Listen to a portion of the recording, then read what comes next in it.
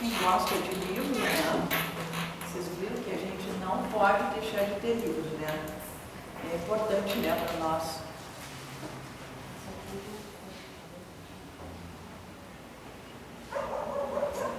Então, meus irmãos, minhas irmãs, todos aqui, encarnados, desencarnados, que estão aqui nesse momento, vamos desenvolver o nosso tema de hoje, que é estranha moral, moral estranha. Ou a estranha moral. Vocês vejam que quando a gente fala de Jesus, nós sempre temos claro qual é a posição, como é que ele se posicionava com relação às questões da vida, né? E nesse capítulo aqui ele mostra realmente alguns aspectos assim que nos, às vezes surpreende aqueles que não conhecem o fundo do seu pensamento. Porque muitas vezes as pessoas não entendem não entendem a doutrina de Cristo na sua dimensão maior, não é? Jesus era um homem como os homens, como um homem comum, mas comum, não é? Até por aí, né? Porque ele trazia as outras ideias que tinham que ser aprofundadas, né? O homem comum olhava as coisas na época como tudo acomodado, tudo acertado, era assim e pronto. E ele vem para fazer uma revolução. Ele faz uma revolução moral, política, social, né? Ele atinge, porque ele, na verdade, ele não prega uma religião. Cristianismo foi o que as pessoas depois inventaram, deram um nome porque vinha dele, Jesus, o Cristo, né? Mas não que ele tivesse dado esse nome, não deu nome nenhum, não rotulou o trabalho dele, né? Como uma seita, como uma religião, enfim, os homens. Nós aí, que gostamos de rótulos e de nomes, vão botando, olha isso, aquilo, não sei o quê. Mas ele não. Então, é uma doutrina, pensamentos, eram formas de trabalho, que se apresentava de uma forma assim, que atendia a todos, independente das crenças, independente das posições sociais, independente das posições políticas, né? O que ele pregava era algo além daquilo que tinha ali naquele momento. Então, algumas palavras parecem assim que não são coerentes com o que ele dizia, mas são porque nós precisamos ir além das aparências, tem que ir ao fundo do seu pensamento, né? Então ele diz assim: quem não odeia dessa moral estranha, porque a moral é moral, né? Mas aí diz que Jesus tinha uma moral estranha. Então nesse capítulo ele fala sobre essa moral, e os evangelhos foram todos escritos depois do seu desencarne, depois da sua morte. Nada foi escrito enquanto ele estava vivo, aqui encarnado, né? Vivo ele continuou. Mas ele não estava quando ele estava encarnado, não houve nenhum evangelista que escreveu foi depois do seu desencarne que apareceram. Então, muitas palavras na língua que eles falavam, e em várias línguas também, elas têm sentidos diferentes. Elas não expressam exatamente aquilo que estão dizendo. Elas representam outras expressões, outros significados com a mesma palavra. Então, algumas coisas traduzidas e ditas pelos evangelistas elas tinham mais de um significado. Isso ficou muito claro depois, porque de quem vinha, do Cristo, do que nós conhecemos, que todos conhecemos, jamais poderia vir alguma coisa que não fosse uma moral, uma ética, ou amorável, algo ligado ao amor, alguma coisa que fosse destrutiva. Então tem aqui nesse primeiro item que ele fala assim, quem não odeia o seu pai e a sua mãe, e uma grande multidão de povo caminhando com Jesus, e ele se volta para eles e lhes diz: se alguém vem a mim e não odeia o seu pai, a sua mãe, a sua mulher, seus filhos, seus irmãos, e as suas irmãs, e mesmo a sua própria vida, não pode ser meu discípulo. E todo aquele que não carrega a sua cruz e não me segue, não pode ser meu discípulo. Assim, todo aquele que dentre vós não renuncia a tudo que tem, não pode ser meu discípulo. Vocês imaginem isso, né?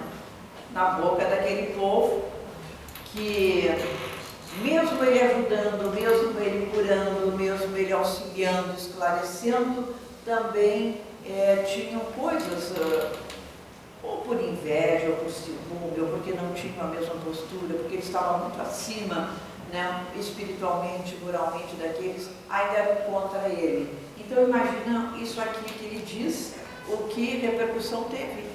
Quem não odeia o seu pai, a sua mãe, quem não deixa os seus filhos, quem não abandona, quem não carregar a sua cruz e não me segue, né?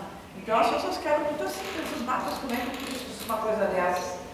Acontece que aquele que ama seu pai e a sua mãe mais do que a mim não é digno de mim. Aquele que ama o seu filho ou a sua filha mais do que a mim não é digno de mim. São Mateus. Mateus escreve isso. São Mateus escreve isso, evangelista, depois do desencarne de Jesus. Bom, as palavras, a palavra ódio, a palavra que ele cita aqui, como sendo dita por Jesus, significa, em latim, amar menos.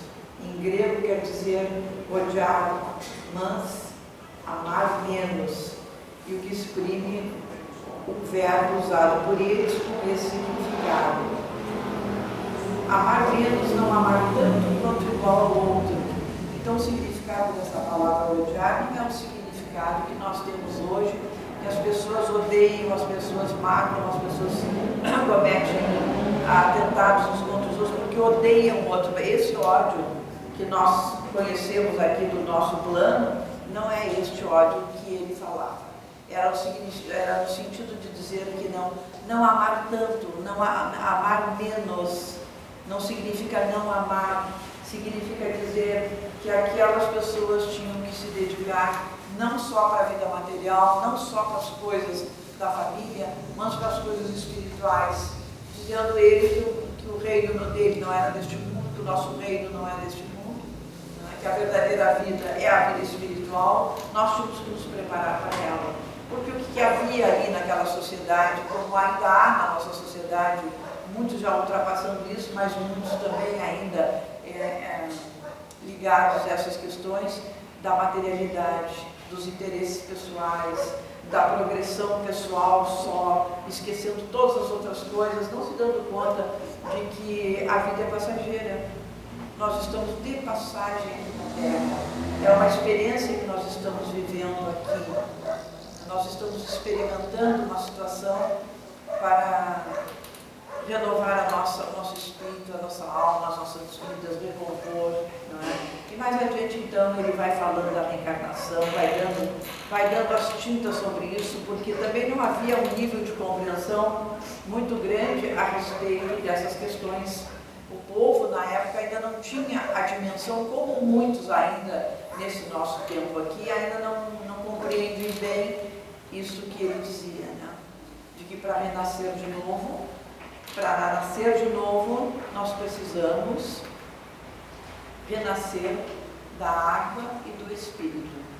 Então, quando ele diz que aqueles que não abandonassem, que não deixassem seus pais, seus filhos, que não carregassem a sua cruz, não poderiam ser seus discípulos acompanhados, ele está falando exatamente disso, de que ele precisaria que eles o acompanhassem, como no sentido de auxiliá-lo a fazer o trabalho e também se preparar para isso, porque as pessoas que trabalhavam com ele foi arrecadando aqueles de bom coração, aqueles que ele chamava e que ele sabia, assim, tinha a visão espiritual de quem seriam no futuro. Naquele momento eles não eram ainda como Pedro, como Judas, como todos os outros companheiros, como João tinha, mas ele tinha a visão do que eles seriam no futuro. Mas eles precisariam ser preparados, instruídos, trabalhados, para que futuramente eles viessem disseminar todo aquele conhecimento, toda aquela teoria e a prática também daquilo que ele ensinava. Ninguém era como ele, e nem é ainda, né? Mas muitos já traziam aquela semente do bem em si, que aquilo tinha que ser só trabalhado, ser regado para que fosse no futuro dar frutos que ajudassem a mudança na humanidade. Jesus chega num momento em que havia muito ódio, muita violência, muita crueldade. As mulheres, ele foi um dos primeiros que empoderou a mulher, como nós vemos hoje, né? Porque as mulheres o acompanhavam, entendiam os seus sentimentos, os seus pensamentos, as coisas. Por quê? Porque elas sofriam muito, eram humilhadas, eram rebaixadas. As mulheres tinham a função só de reproduzir, né? E qualquer ato, qualquer coisa menos digna que elas fizessem já eram escanteadas, já eram tiradas da sociedade, já eram apedrejadas, e uma série de comportamentos que tinham contra as mulheres, né? Que vocês vejam que a luta ainda continua hoje, né, a respeito do feminino, ainda que das mulheres que ainda sofrem, que ainda tem uma série de restrições com relação às pessoas que não compreendem o papel feminino no mundo, né? Porque hoje nós estamos nesse papel feminino, amanhã nós estaremos em outros papéis, masculino, feminino. O espírito não tem sexo, o espírito não é nem feminino nem masculino, ele é um ser num processo evolutivo que poderá ocupar corpos femininos, corpos masculinos, poderá ser um pai numa encarnação, mãe na outra e tantas outras coisas, não é? Se multiplicam esse comportamento para que a gente possa evoluir. Como é que nós vamos evoluir? Só num corpo feminino ou só num corpo masculino? Temos que experimentar todas as nuances desse comportamento para que o espírito chegue a ser algo mais superior, né? Ou muito superior. Então Jesus alertou isso, mas nós sabemos que não poderia haver uma compreensão plena de tudo isso, e eles ficavam muito espantados, né? Então agora eu vou ter que deixar os meus bens, a minha família, a minha casa, eu vou ter que seguir o Cristo. E mesmo pensando assim, se fariam ou não, eles fizeram. Eles o seguiram, eles o acompanharam, eles trabalhavam, eles compreenderam a missão, foram compreendendo a missão do Cristo. Porque as pessoas, de um modo geral, e também eles, todos gostam de receber, né? Nós gostamos de receber coisas.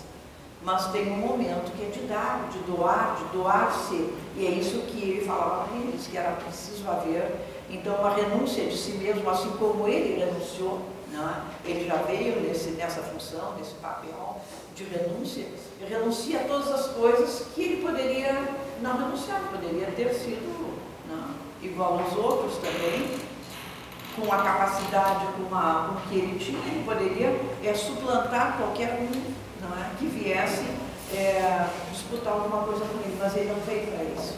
Ele veio para mostrar exatamente o contrário, que aquela sociedade estava apodrecida, que aquela sociedade não tinha mais condições de continuar da forma como era, não é? Era só o poder e o ter que interessava ali. O ser, isso nem se pensava. Bom, então aqui ele diz, né, que certas palavras muito raras fazem um contraste tão estranho na boca do Cristo, que instintivamente se rejeita o seu sentido literal e a sublimidade da sua doutrina não sofre nenhum prejuízo com isso. Escritas depois da sua morte, uma vez que nenhum evangelho foi escrito durante a sua vida, é isto crer que, nesse caso, o fundo do seu pensamento não foi bem exprimido, ou, o que não é menos provável, o sentido primitivo pode sofrer algumas alterações passando de uma língua para outra. Então, a palavra ódio, nessa frase de São Lucas, se alguém vem a mim e não odeia o seu pai e a sua mãe, está neste caso, e não há ninguém que tenha tido o pensamento de atribuir a Jesus. Jamais ele usaria a expressão no sentido que nós usamos hoje. A pessoa odeia a outra pessoa. A pessoa não é sentimento de amor por outro, não. Ela não ama menos, ela odeia a pessoa. Amar menos significa amar, mas não se dedicar somente àquela situação, não é? É ter a possibilidade, é ter a capacidade de ver, vamos dizer assim, a família, por exemplo. como a humanidade. Não é só a minha família consanguínea, a família consanguínea de cada um, mas os outros também são da minha família. A família posso agregar mais quantas pessoas, não é, eu puder e tiver condições e quiser fazer, podemos agregar quantas pessoas fazem isso, né? Tem pessoas que têm a sua família constituída por outros que não têm nenhum laço de consanguinidade, mas têm laços afetivos, têm laços de amor, têm laços, enfim, de toda ordem, né? E acrescentam então ao seu grupo familiar este grupo que se torna a sua família. E que é a grande bênção que nós teremos, né, daqui para frente, quando nós encararmos a humanidade dessa forma, como a nossa verdadeira família. Porque nós não vamos escolher quem vai fazer, todos serão, independentes da questão social, da raça, da cor, do posicionamento político, enfim, qualquer coisa. Nada disso terá importância. O que terá importância é nós olharmos o outro como o nosso irmão, a nossa mãe, o nosso pai, assim como Jesus fazia, não é? Quando ele diz, né, quando ele está lá conversando com aquele grupo, aquele povo ali, e aí vem a mãe e os irmãos dele estão lá fora, e aí alguém vem e diz para ele, olha, tua mãe e os teus irmãos estão lá fora, eles estão te esperando, enfim. Aí o que ele diz? Minha mãe e meus irmãos são aqueles que fazem a vontade de meu pai, que estão comigo. Quer dizer, eles são pelos laços consanguíneos, mas nem todos eles são de fato meus irmãos. E não é mesmo. Muitos dos irmãos contrariavam ele, achavam que ele tinha perdido o juízo, que ele não estava bem, que ele se tinha, enfim, enlouquecido, né, que o que ele fazia não era certo, sabiam que era, mas não... eles achavam que não devia, que não deveria agir assim, como às vezes nós achamos também, né? Que os nossos amigos, nossos irmãos, os nossos filhos, o nosso marido, a nossa mulher não está fazendo coisa que a gente acha que esteja correta, né? Mas no caso ele estava fazendo porque ele estava fazendo um bem para a humanidade. Ele estava tendo para ele não só aquela família consanguínea, mas aquela família toda que ele foi arrecadando na caminhada. Todos que ele levava consigo, ele considerava os da sua família. E é o certo, né? Muitas pessoas têm preconceitos, né? Ah, mas como que eu vou considerar da minha família que não nasceu da minha mãe nem do meu pai? É aquela história. Nada disso tem sentido, né? Nós nascemos naquele grupo familiar por razões essas, né? De reparação, de amor, de reparar ódios, de reparar violências, de reparar uma série de coisas, por isso que nós nascemos naquele grupo familiar. Mas não quer dizer que se agregando outros àquele grupo não sejam da mesma família, e são, né? Porque a família, ela vai se multiplicando, ela vai se modificando nas diversas encarnações. Hoje, quem é mãe será filho, terá outros filhos, terá outros, né? Tem alguns que encarnam juntos ali, mas não tem nada a ver, simplesmente para auxiliar aquele grupo familiar ali, ou para ser auxiliado. O laço da consanguinidade é só para fechar mais a responsabilidade de uns e outros. Bom, então vejam como essa missão do Cristo, a missão de Jesus, é uma missão difícil, porque ele vem numa época de muitas dificuldades, de uma política muito ruim, né, em Jerusalém. Ele vai lá com os fariseus, com os escribas, com os padres da igreja, os sacerdotes que comandavam tudo, não é? De uma forma totalmente equivocada. E ele vem para mudar esse status, essas questões que estavam daquela forma, não podia continuar assim. Havia muito ódio, muitos crimes, muita ganância, muita usurpação, enfim. Então ele vem para trazer um outro tipo de orientação, outro tipo de ética, de moral, que eles não tinham. E que para eles estava bem, estava certo, estava acomodado. E que mais que as pessoas querem é ficar acomodadas. Não querem muita complicação, né? Então vamos deixar assim como está, porque já está bem assim. E não estava. E alguém tem que vir e mexer nisso, não é? E ele faz exatamente isso. Por isso que ele vem dizendo que haveria muito ranger de dentes, que ele não estava trazendo a paz, mas a divisão. Como é que alguém pode pacificar, como ele é um pacificador, e trazer a divisão? Porque ele sabia que haveria divisão. Quando começasse a mexer naquelas estruturas, naquela forma de pensar, de agir, enfim, ele sabia perfeitamente com quem é que ele estava lidando, né? Isso então já vai se apresentar, né, quando ele diz: deixai o pai, a mãe e os filhos. Todo aquele que tiver deixado o meu nome, a sua casa, os seus irmãos, as suas irmãs, o seu pai ou a sua mãe ou a sua mulher, os seus filhos, as suas terras, por isso receberá o cetro e terá por herança a vida eterna. Então Pedro lhe disse: por nós vês que tudo deixamos e que nós te seguimos. Jesus lhe disse: digo-vos de verdade que ninguém deixará para o reino de Deus ou a sua casa, ou seu pai, a sua mãe, os seus irmãos, a sua mulher, ou os seus filhos, que não receba Deus este mundo mais e no século futuro a vida eterna.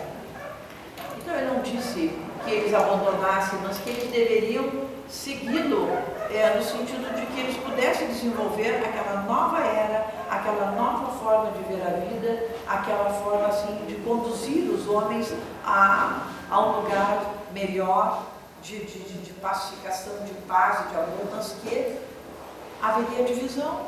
E houve realmente, né?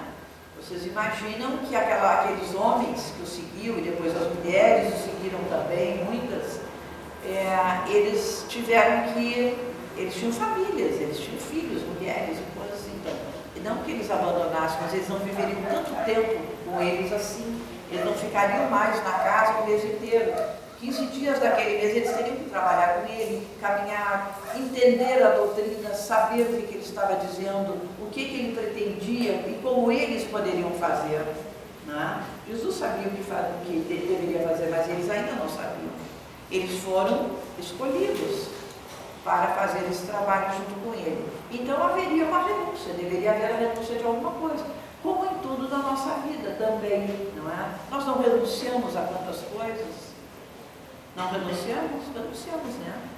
Nós não temos, os homens não têm, e as mulheres também agora fazem o serviço militar. Alguém pergunta se isso está certo, se está errado, o que ele vai aprender lá, o que ele vai fazer. Ele vai aprender a amar os seus irmãos, vai aprender a matar os seus irmãos, o que ele vai fazer? E ele não vai? Vai. A mãe, a mulher, o homem não deixa a família ali, casa, e vai formar uma nova família. Vai construir, às vezes, não na mesma cidade, num outro lugar. Tem que ir. A pessoa tem que sair da cidade e morar numa outra, porque ele vai trabalhar num outro lugar. Ele vai ter um outro emprego que não pode ser naquela cidade. Não é? E vocês vejam que aquilo era difícil, né, para aquelas pessoas, porque eles tinham que se equilibrar, fazendo todas as coisas, né? Muitas mulheres dos discípulos não aceitavam a caminhada deles, não entendiam ou não aceitavam, porque umas tinham riquezas, alguns tinham recursos, não é? E achavam que eles deveriam ficar ali. Como é que eles iam seguir aquele homem lá que estava com aquelas duas diferenças? Não. Mas nada, nenhuma transformação, nenhuma mudança se dá sem que haja alguns rompimentos, né, gente? Quando nós queremos mudar alguma coisa, nós temos que romper com outras. A gente não pode carregar tudo junto. Não. Mas ele disse que cada um também deveria carregar a sua cruz, que não iam deixar de fazer aquilo que era da responsabilidade deles mesmos, junto à família, junto aos seus, cada um teria que fazer. E dar conta disso tudo.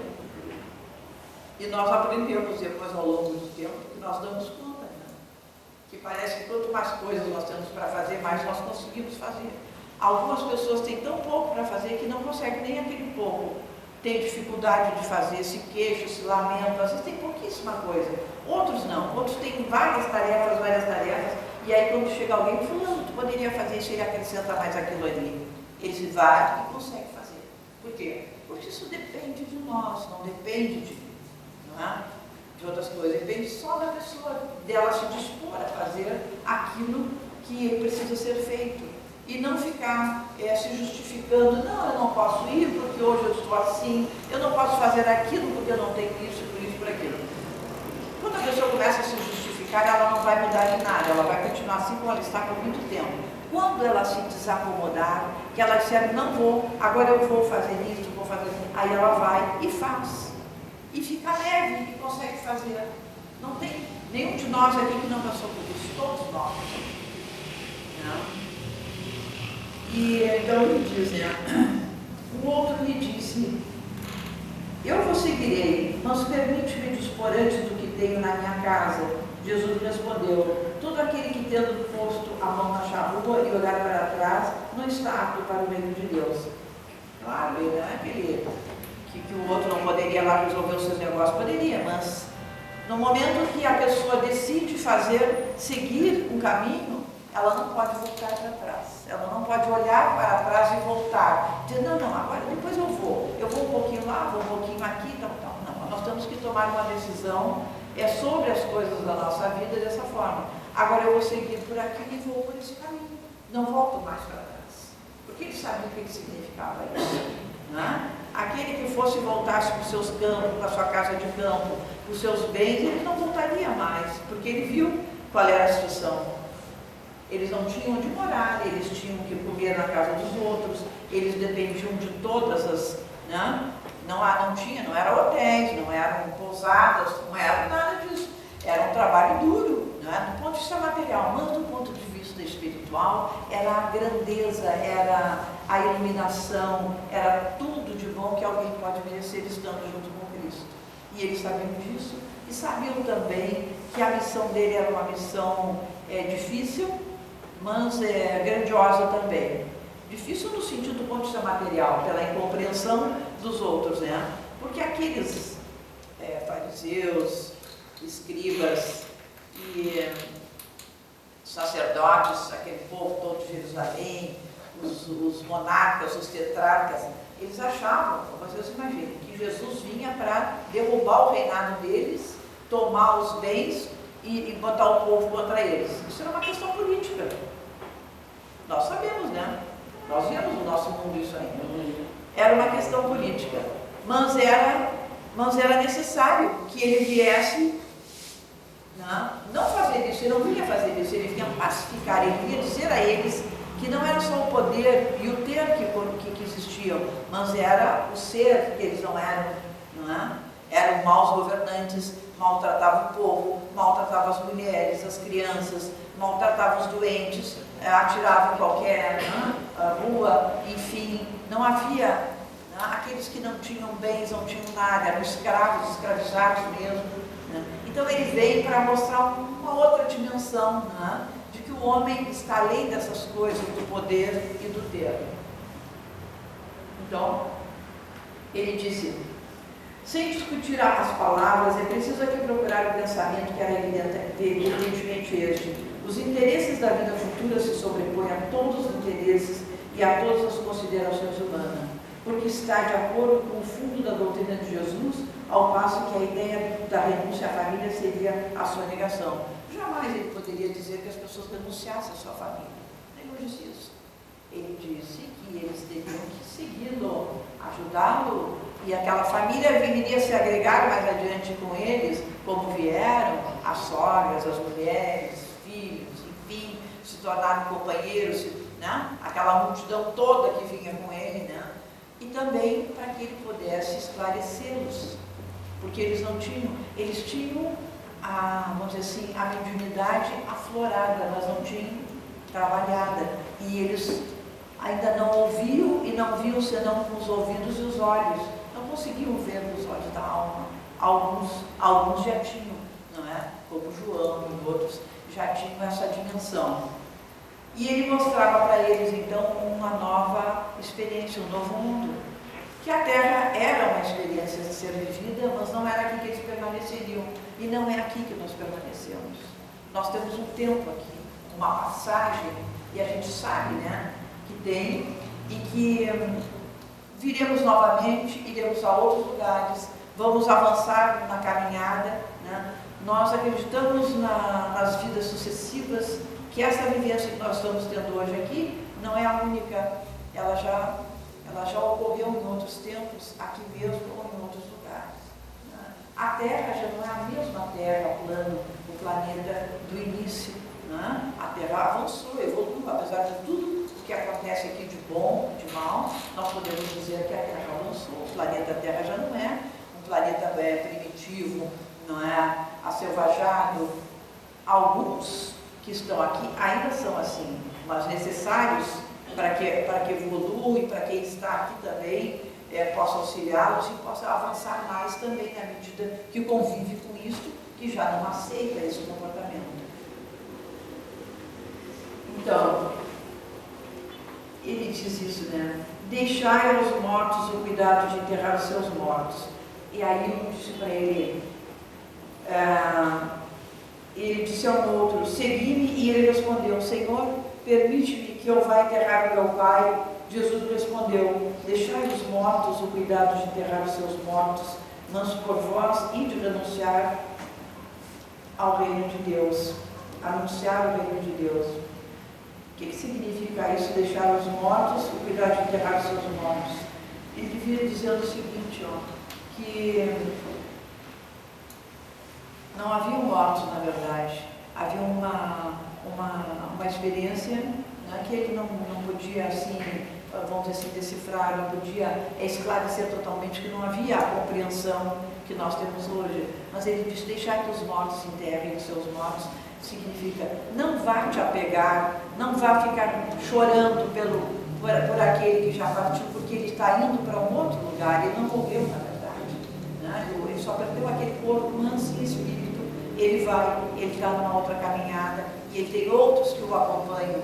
Então significava dizer, não fique chorando lá na sua casa dias e dias, meses, acalentando aqueles objetos, aquele que partiu deixou, mas vá em frente, siga a sua vida.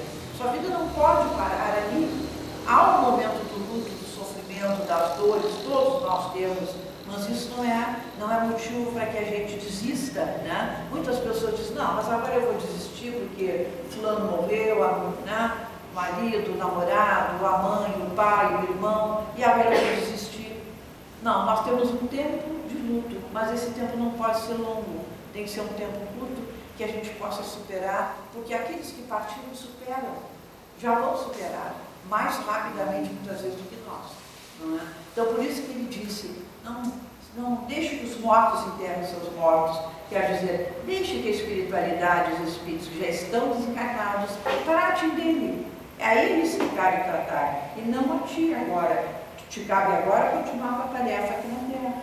Isso não há nenhuma frieza, nenhuma crueldade, assim um esclarecimento do que nós estamos fazendo aqui, qual é o nosso papel na Terra.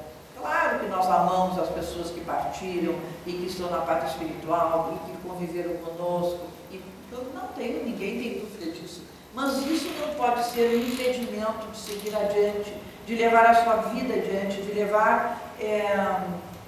de aproveitar o momento que está vivendo e auxiliar aquele que partiu.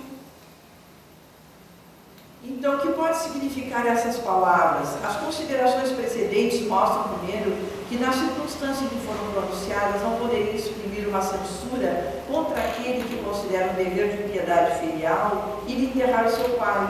Elas encerram, porém, um sentido profundo que só um conhecimento mais completo da vida espiritual poderia compreender. Ele está falando da vida espiritual, né? Mas como a compreensão ainda era muito pequena, tinha que ser aos poucos. E chocava as pessoas, porque a pessoa tinha que refletir. Vocês sabem que às vezes nós temos que ser assim, muito sinceros, sem ser agressivos com as pessoas, mas nós temos que dizer a verdade. E a verdade muitas vezes choca a pessoa, porque ela não... É difícil, né, para aquela pessoa compreender isso, mas tem que se saber como dizer, não é? A verdade tem que ser dita de forma que ela ajude e não deprima a pessoa.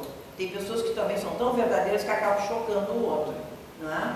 Quando o médico vai dizer, por exemplo, que a pessoa está com uma doença grave, ele tem que saber dizer isso. Não pode ser, fulano, tu está com câncer e vai morrer daqui a um ano, né? Isso nós temos que ser trabalhados, nós temos que fazer com que isso seja dito de uma forma bem clara, mas de uma forma consoladora. Não pode ser de uma forma agressiva, de uma forma que põe a pessoa em pânico em vez de acalmá-la, né? Ainda que tudo isso seja assim, porque depois vem a compreensão, vem todo o trabalho que se pode fazer e que tu recupera aquela pessoa, né? Pelo menos enquanto ela estiver ali, ela vai se recuperar, ela vai compreender a dimensão disso. E aí é que vem a questão da espiritualidade, né, gente? Quem não tem nenhuma visão espiritual deve ser um sofrimento maior do que qualquer outro. Para quem tem já é, imagine para quem não tem, não é? Então ele diz isso, o corpo não é senão uma veste grosseira que reveste momentaneamente o espírito, verdadeira cadeia que o prende à gleba da terra e da qual se sente feliz de estar livre. O respeito que se tem pelos mortos não se prende à matéria, mas pela lembrança ao espírito ausente. É análogo àquele que se tem pelos objetos que lhe pertenceram, que tocou, e que aqueles que o amam guardam como relíquias. É o que esse homem não poderia compreender considerando. Jesus me ensina dizendo, não vos inquieteis com o corpo, mas pensai antes no espírito, e de ensinar o reino de Deus, e de dizer aos homens que a sua pátria não está na terra, mas no céu, porque lá somente está a verdadeira vida. Eu estava dizendo isso para ele, né? De que ele não ficasse tão preocupado com aquele corpo, que aquele corpo ia ser enterrado, ia ser, enfim, velado, e todo o procedimento, o protocolo que se faz aqui. Mas que ele se preocupasse com o espírito, se aquele espírito estava esclarecido, se aquele espírito estava perturbado, o que ele tinha que fazer para ajudá-lo. Né? Que é o que é real, né, gente? Quando nós perdemos a veste carnal, nós só perdemos a veste carnal, o espírito continua lúcido. Temos que saber o que fazer com o espírito. Aquele corpo já está decidido o que vai ser feito com ele. Vai se desintegrar, não é? Vai ser, enfim, com os protocolos que nós temos aqui, a gente sabe qual é o destino disso. Isso não tem nenhuma complicação. Temos que nos preocupar com aquele espírito que saiu do corpo. O que vai se passar com ele? Quem era ele era? O que ele fazia? O que ele precisa agora? Das nossas orações, do nosso encaminhamento, das nossas vibrações, né? De esclarecê-lo a respeito do que aconteceu com ele. É isso que nós temos que fazer.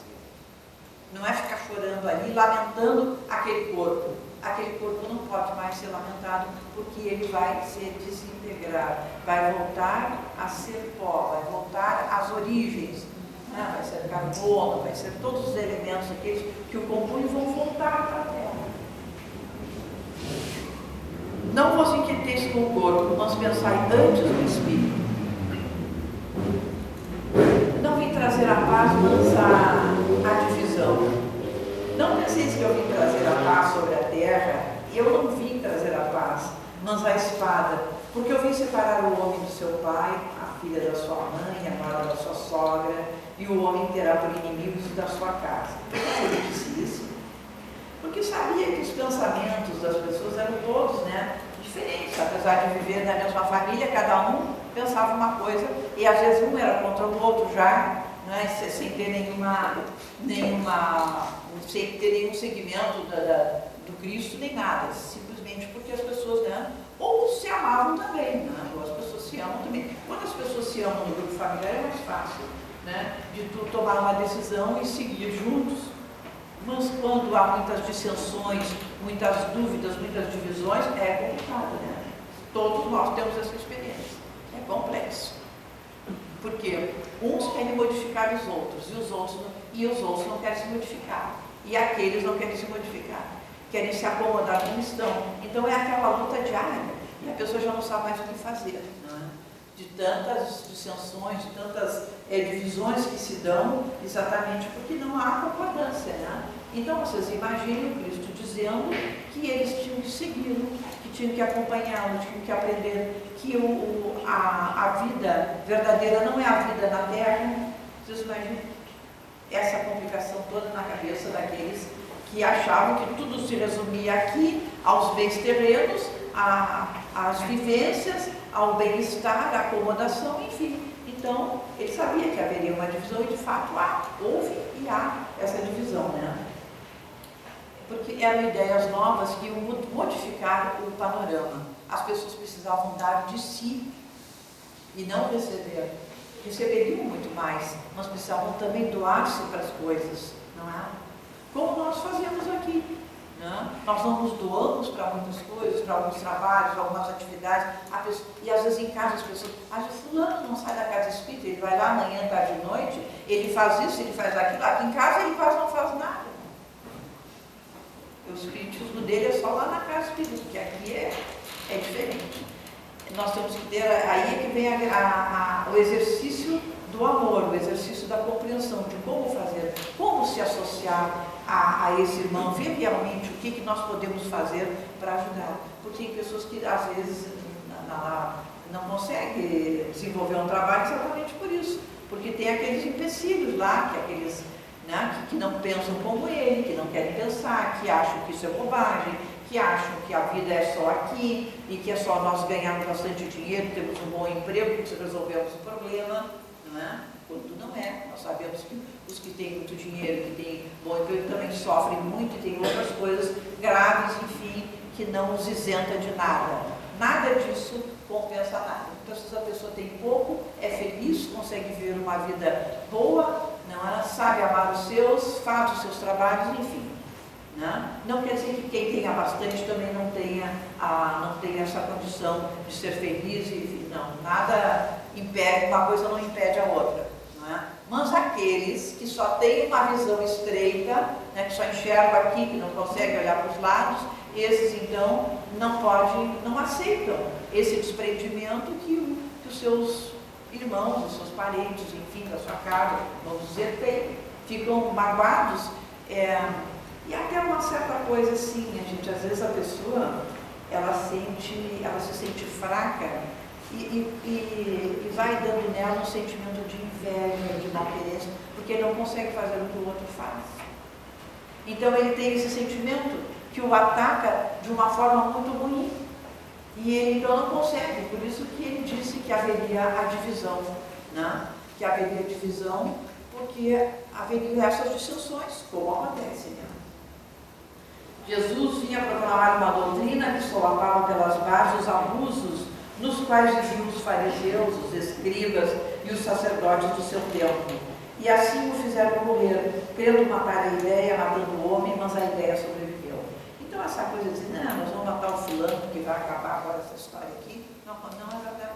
Porque o que vale são as ideias, não a pessoa em si. Não aquele corpo que está ali, mas se as ideias são verdadeiras como as ideias do Cristo são, elas permaneceram. Antes e depois de Cristo, né? Vocês lembram na escola, quando a gente estudava matemática, que ele tinha assim, eles davam uma operação matemática e dizia AC e AD. O que é isso? Até hoje se usa isso na aula de matemática, né? Antes de Cristo e depois de Cristo. Então, o que acontece? Que não havia, né, não havia essa compreensão entre eles, mas que foi difícil, tanto que o acabaram crucificando. Ele foi crucificado.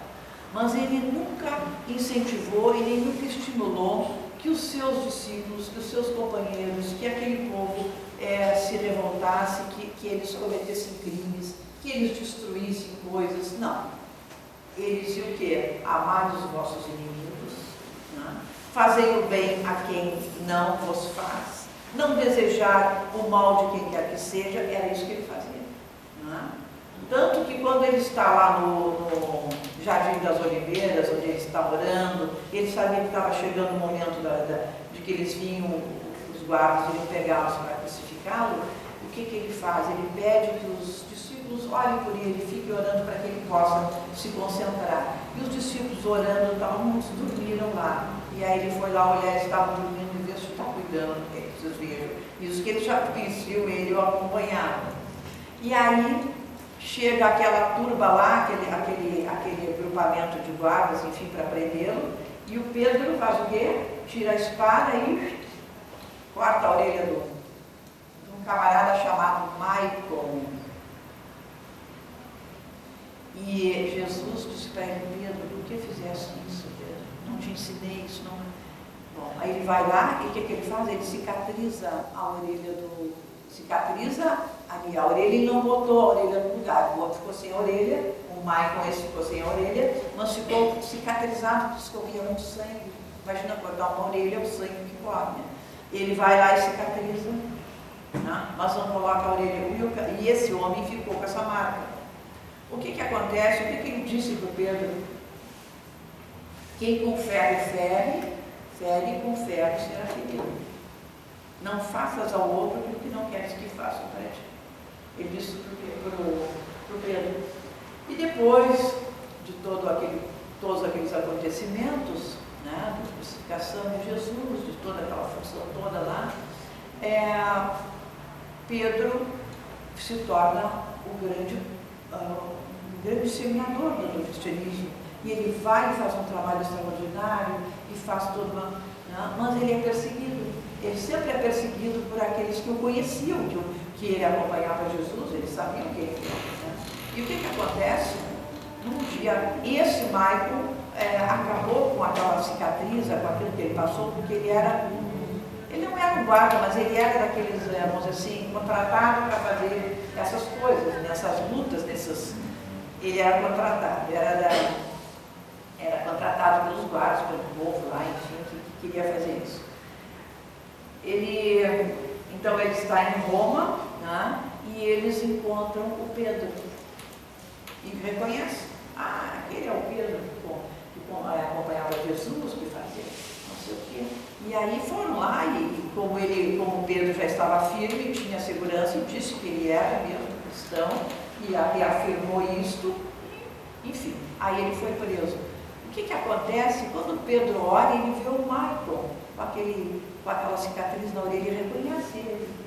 E vai lá e se ajoelha aos pés do Michael e agradece, e pede perdão, enfim. Claro, ali ele já estava totalmente cristianizado, ele já tinha toda a filosofia do Cristo, ele já tinha toda a orientação. E ele faz isso e os que estavam ali dizem para ele o seguinte: mas como que esse homem aqui que nós procuramos e tudo, como é que ele te agradece, como é que ele se ajoelha diante de ti? Então tu é muito superior a ele, tu estás na mesma linha dele do pensamento. Não, porque eu não sou igual a ele, não sei o quê. E eles se crucifiquem também ao lado de Pedro. Ele vai dizendo, e ele foi crucificado junto com Pedro. Por quê? Porque aquilo que Jesus disse, com ferro feres, com ferro serás ferido. Ele era um criminoso, ele era um homem, um malfeitor, cruel, enfim. Então ele vai, naquele momento ali, vocês vejam a grandeza do Pedro, né? E por essa grandeza dele, o outro fica metido no mesmo padrão, claro que ele não era, mas eles o crucificam da mesma forma. Bom, a história é pesada, né? Mas ela é isso que aconteceu. Por isso que Jesus disse, a moral estranha, a estranha moral. Exatamente, é uma estranha moral, mas não é mal, mas era o que ia acontecer. Ele já disse que eu vim trazer a paz, mas a paz vai se fazer uma divisão, significando entre a cruz e a espada, não é? Mas que quem usaria a espada seriam aqueles que, em nome do Cristo e das religiões, fizeram guerras horríveis, as guerras religiosas, enfim, usando o nome do Cristo, que não tinha nada a ver com aquilo, mas era um pretexto para poderem fazer isso. Então, que Deus nos abençoe, os amigos espirituais que estão conosco, né? E que a gente... E aí releio esse capítulo em casa, a estranha moral, porque ela nos explica uma série de coisas que a gente às vezes não compreende, né? Que nós sempre esperamos uma pacificação, nós sempre esperamos que tudo ocorra de uma forma amorosa, mas nós não somos amorosos todos ainda. Muitos são, mas muitos não são. E esses que não são que nem esses que não tomam a vacina, contaminam os outros, né? Pode aqui, todos nós estamos vacinados, todos nós estamos bem, fizemos tudo o que manda a ciência, mas tem um grupo igual ao nosso que não fez, não é? Que não quis fazer que não fez. Então esses são aqueles da divisão. Esses são os que dividem e que não são e que vão passar pela prova, né? Cada um de acordo com os seus merecimentos. Que Deus nos abençoe, nos proteja e que a gente possa ser realmente pacificadores, amorosos, mas enfrentando essas dificuldades.